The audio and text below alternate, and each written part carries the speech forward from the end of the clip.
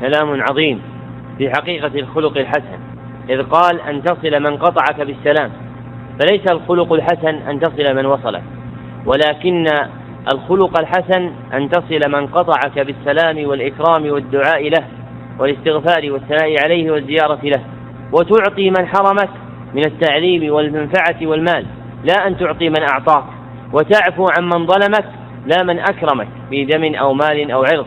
وهكذا كانت حال كمل عباد الله كالنبي صلى الله عليه وسلم وصحابته والتابعين، فكم ترى فيهم من كمال الحال رحمهم الله تعالى ورفع درجاتهم في عليين.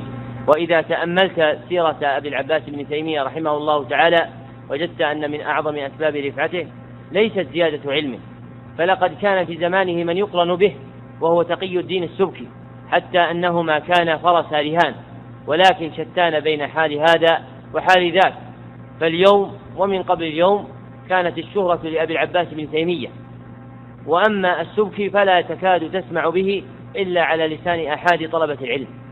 وما الأمر إلا لأن الحالة التي كان عليها أبو العباس رحمه الله تعالى من متانة الديانة وكمال المراقبة لله عز وجل والاستمساك بالشريعة والدعوة إلى الحق وحط حق النفس لم تكن عند غيره.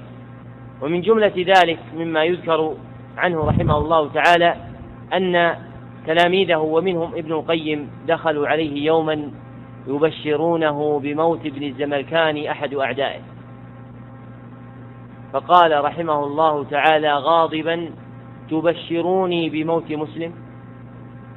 ثم قام رحمه الله تعالى إلى أولاده فعزاهم وقال لهم: أنا لكم بعده، وأيما حاجة تحتاجونها فأنا لكم بها كفيل. وهذا هو الخلق الحسن الذي يرتفع به العبد في الدنيا والآخرة. وأما التصنع ووصل من وصل وإعطاء من أعطى فهذا شيء تستطيعه النفوس جميعا، ولكن الذي لا تستطيعه إلا نفوس كمل العباد هو من يقابل فعل من أساء إليه بالإحسان إليه، وفعل من ظلمه بالعدل معه، وقدح من قدحه بالثناء عليه بما هو فيه من الخير. ولا يصل المرء إلى ذلك إلا بكمال المراقبة لله سبحانه وتعالى.